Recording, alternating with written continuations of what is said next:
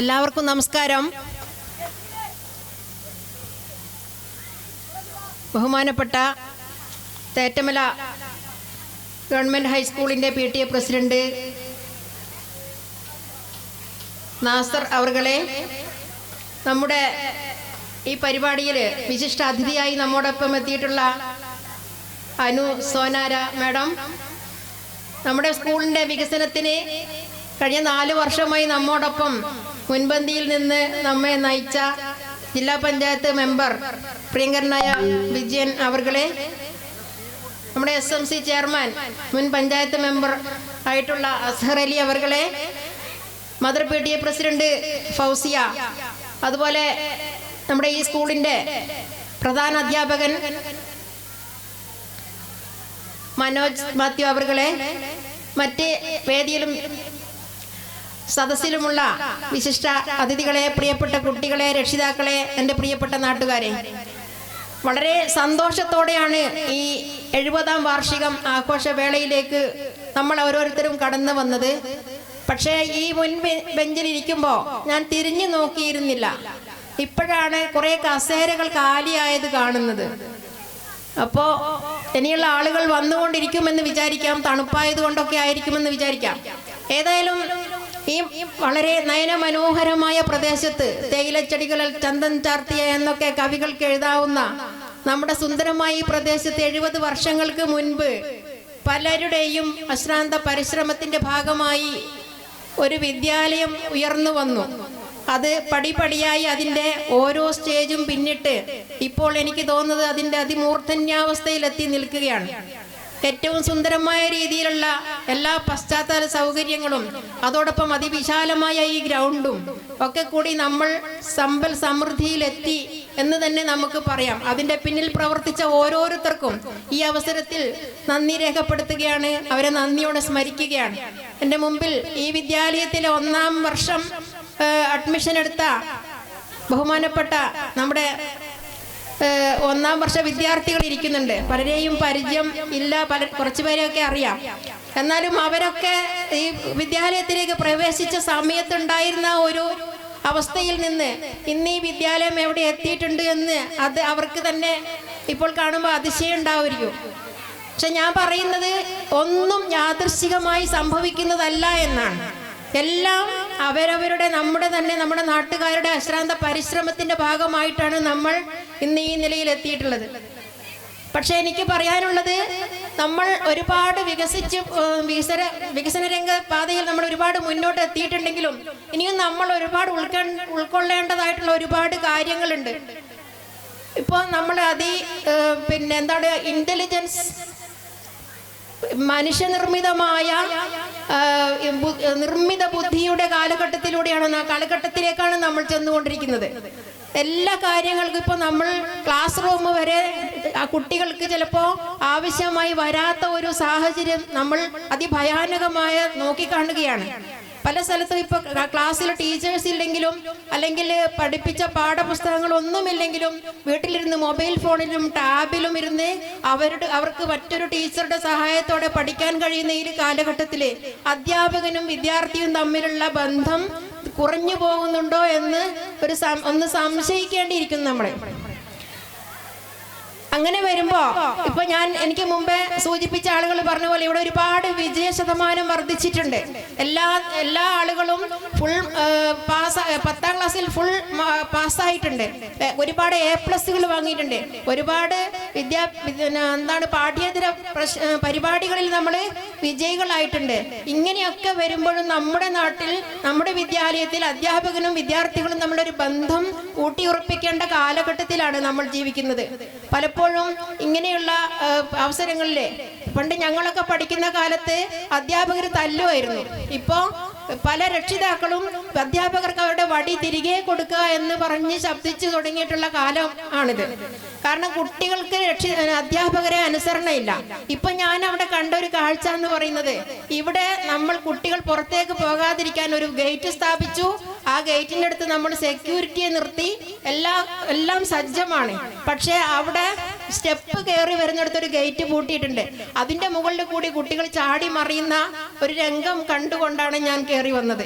അപ്പൊ നമ്മുടെ കുട്ടികൾ എന്താണോ ചെയ്യരുതാത്തത് അത് ചെയ്യാൻ വേണ്ടിയുള്ള ഒരു ത്വര കാണിച്ചു കൊണ്ടിരിക്കുകയാണ്. പണ്ടൊക്കെ അധ്യാപകരെ അനുസരിക്കാറുണ്ടായിരുന്നു, പേടിയായിരുന്നു. ഒരു ചെറിയൊരു ഉദാഹരണം മാത്രം പറയാണ്, ഒരുപാട് സംസാരിക്കാൻ ആഗ്രഹിക്കുന്നില്ല, എങ്കിൽ കൂടി എൻ്റെ ഒരു അനുഭവത്തിൽ നിന്ന് ഒരു 2 ഉദാഹരണങ്ങൾ നിങ്ങളുടെ മുമ്പിൽ ഞാൻ വെക്കാൻ ആഗ്രഹിക്കുകയാണ്. പണ്ട് ഞാൻ ഒരുപാട് വിദ്യാലയങ്ങളിൽ LP വേറെ, UP വേറെ, ഹൈസ്കൂൾ വേറെ, ഇങ്ങനെ ഒരുപാട് വിദ്യാലയങ്ങളിലൂടെയാണ് എൻ്റെ വിദ്യാഭ്യാസ കാലഘട്ടം പൂർത്തീകരിച്ചത്. അതിൽപ്പെട്ട ഒരു വിദ്യാലയത്തിന്റെ പേര് പറയുന്നില്ല, അവിടെ ഒരു വാട്സപ്പ് കൂട്ടായ്മയുണ്ട്.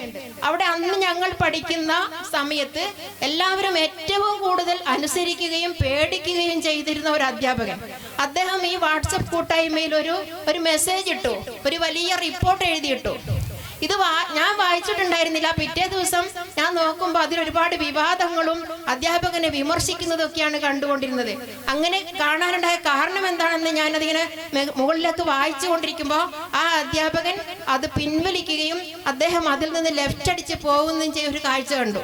അപ്പൊ ഞാൻ താഴോട്ടുള്ള കമന്റുകൾ നോക്കുമ്പോൾ അദ്ദേഹത്തെ ഇത് ഒരു വർഗീയ പരാമർശമുള്ള പോസ്റ്റാക്കി ആളുകൾ ചിത്രീകരിച്ച് അദ്ദേഹത്തെ വിമർശിക്കുകയാണ്. ഈ ആളുകൾ എന്ന് പറയുന്നത് ഈ ഗുരുനാഥന്റെ വിദ്യാർത്ഥികളാണ്, ഈ ഗുരുനാഥൻ പഠിപ്പിച്ച വിദ്യാർത്ഥികൾ. സത്യം പറഞ്ഞാൽ എനിക്ക് എൻ്റെ നെഞ്ചു പൊള്ളിപ്പോയി. കാരണം നമ്മുടെ ഒരു ഗുരുനാഥൻ അത് ഇട്ടത് എന്താണോ അത് വായിച്ച് നമ്മൾ നോക്കി, വരികൾക്കിടയിലൂടെ വായിച്ച് അതിലെന്തോ ഒരു വർഗീയ അംശം കണ്ടുപിടിച്ച് അദ്ദേഹത്തെ വിമർശിച്ച്, അദ്ദേഹത്തെ വേദനിപ്പിച്ച്, അദ്ദേഹത്തെ ആ ഗ്രൂപ്പിൽ നിന്ന് പുറത്താക്കി. പക്ഷെ ഞാൻ അപ്പം തന്നെ ചോദിച്ചു, ഒരു ഗുരുനാഥനെയാണ് നമ്മൾ പുറത്താക്കിയിരിക്കുന്നത് എന്ന് ഞാൻ ഒന്നൊരു കുറിപ്പിട്ടു.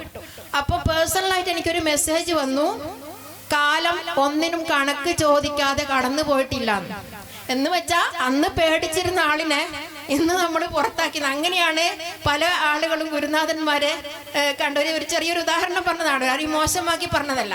പിന്നീട് മറ്റൊരു സംഭവത്തില് എന്നെ പണ്ട് കണക്ക് പഠിപ്പിച്ച ഒരു അധ്യാപകൻ, അദ്ദേഹം നമ്മൾ എത്ര പഠിച്ചാലും പഠിക്കാത്തൊരു വിഷയമാണ് എന്നെ സംബന്ധിച്ചിടത്തോളം കണക്ക്. പക്ഷെ അന്ന് തല്ലി പഠിപ്പിച്ചിട്ടും പഠിക്കാതിരുന്ന എന്നെ ഒരു മൂലക്ക് ഇരുത്തി കണക്ക് പഠിക്കാൻ സഹായിച്ച എൻ്റെ ഒരു ഹൈസ്കൂൾ ഗുരുനാഥൻ, അദ്ദേഹത്തെ ഞാൻ വർഷങ്ങൾക്ക് ശേഷം ഒരു കിലയിലെ ഒരു RP ആയ ഒരു ട്രെയിനിങ്ങിന് ഞാൻ പോയപ്പോൾ തൃശ്ശൂർ കിലയിൽ വെച്ച് കണ്ടു. അപ്പൊ ഞാനവിടെ ക്യാൻറ്റീനിൽ ഇരുന്ന് പത്രം വായിക്കുമ്പോൾ മൂപ്പരിങ്ങനെ കയറി വരും. അരച്ച മുടിയാണെന്ന് മാത്രം ഒരു വ്യത്യാസമേ ഉള്ളൂ. അപ്പൊ ഞാൻ പെട്ടെന്ന് എണീച്ച് നിന്നു. അദ്ദേഹത്തിന് ഭയങ്കര സന്തോഷമായിപ്പോയി. കാരണം എന്താന്ന് വെച്ചാല് അദ്ദേഹം പറയാണ്, ഇവൾ എൻ്റെ വിദ്യാർത്ഥിയാണ്, ഞാൻ ഇവളും ഇപ്പൊ ഒരേ ട്രെയിനിങ്ങിന് വന്ന ആളുകളാണ്, എന്നെ കാണുമ്പോൾ എഴുന്നേറ്റിരിക്കേണ്ട കാര്യമില്ല. പക്ഷെ അന്നത്തെ ആ ഗുരുശിഷ്യ ബന്ധത്തിന്റെ പേരിലാണ് ഈ കുട്ടി ഇപ്പൊ എന്നെ കണ്ടപ്പോൾ എഴുന്നേറ്റ് നിന്നത് എന്ന്.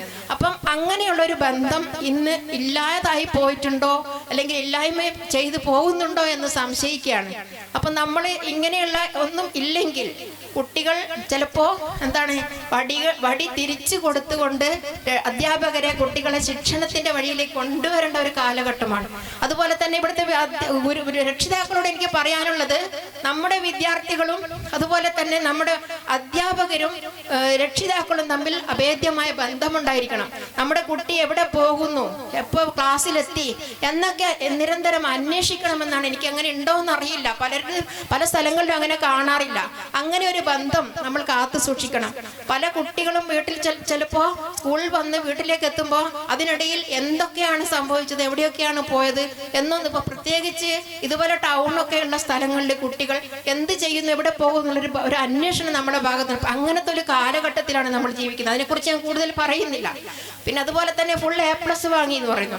ഈ ഫുൾ A+ വാങ്ങുന്നതും അതുപോലെ വിജയിക്കുന്നതും 10ാം ക്ലാസ് വിജയിക്കുന്നതൊന്നും അല്ല. അതിനേക്കാൾ കൂടുതൽ അതൊക്കെ വേണം. പക്ഷേ അതിനേക്കാൾ കൂടുതൽ ജീവിതത്തിലാണ് അവർ വിജയിച്ചു വരേണ്ടത്. ഇന്നത്തെ കുട്ടികൾക്കെല്ലാം എല്ലാ ടെക്നിക്കൽ സാങ്കേതിക വിദ്യകളൊക്കെ വശമാണ്. പക്ഷേ മണ്ണിൽ പണിയെടുക്കാൻ ഇന്നും അറിയാത്ത വിദ്യാർത്ഥികളാണ്, ഞാൻ ഉൾപ്പെടെ എന്ന് പറയാം. മണ്ണിൽ പണിയെടുത്തില്ലെങ്കിൽ നമുക്ക് ഭക്ഷണം കഴിക്കാൻ പറ്റില്ല. വെള്ളവും അതുപോലെ തന്നെ വായുവും അതുപോലെ തന്നെ നമ്മുടെ കൃഷിയും അതിനെ പരിപോഷിപ്പിക്കുന്ന രീതിയിലുള്ള ആളുകൾക്ക്, വിദ്യാർത്ഥികൾക്ക് അതിനുള്ള പ്രോത്സാഹനം നൽകുകയും അതിലൂടെ നമ്മുടെ സമൂഹത്തിൽ നല്ല പക്വതയേറിയ വിദ്യാർത്ഥി സമൂഹത്തെ അല്ലെങ്കിൽ പൊതുസമൂഹത്തെ സൃഷ്ടിച്ചെടുക്കുകയും ചെയ്യുക എന്നത് ഒരു ഉദ്യമം തന്നെയായി നമ്മൾ ഏറ്റെടുക്കണം. 2030 ഓരോ വിദ്യാലയവും അല്ലെങ്കിൽ ഓരോ വിദ്യാർത്ഥിയും അല്ലെങ്കിൽ ഒരു സമൂഹത്തിന് ഏറ്റവും നല്ല ഗുണമേന്മയുള്ള വിദ്യാഭ്യാസം ലഭിക്കാൻ എന്ത് വേണമെന്ന കാഴ്ചപ്പാടോടുകൂടിയാണ് ഐക്യരാഷ്ട്രസഭ ഓരോ പദ്ധതികളും ആവിഷ്കരിച്ച് വിദ്യാഭ്യാസ മേഖലയെ ഉയർത്തിക്കൊണ്ടിരിക്കുന്നത്. അപ്പൊ അതിന് നിരന്തരമായ പദ്ധതികൾ മോണിറ്ററിംഗ് നടത്തിക്കൊണ്ടാണ് നമ്മുടെ സംസ്ഥാനവും മുന്നോട്ട് പോകുന്നത്. അതുകൊണ്ട് തന്നെ നമ്മുടെ വിദ്യാഭ്യാസ മേഖലയെ ഏറ്റവും നല്ല രീതിയിൽ നമ്മുടെ ഈ പ്രദേശത്ത് ജനങ്ങളെ നല്ല വ്യക്തികളെ വാർത്തെടുക്കുന്ന രീതിയിൽ നല്ല ആരോഗ്യകരമായ വിദ്യാഭ്യാസം ലഭിക്കുന്ന രീതിയിലുള്ള പ്രവർത്തനം നമ്മുടെ വിദ്യാലയത്തിന് കാഴ്ചവെക്കാൻ സാധിക്കട്ടെ എന്ന് മാത്രം പറഞ്ഞുകൊണ്ട് ഇന്നത്തെ ഈ പരിപാടിക്ക് എന്നെ ക്ഷണിച്ചതിലുള്ള അഗൈതഭാവം നന്ദി രേഖപ്പെടുത്തിക്കൊണ്ട് നിർത്തുന്നു. എല്ലാവർക്കും നന്ദി. ജയ് Hind. Thank you, Amina ma'am. Heard melodies are sweet, but those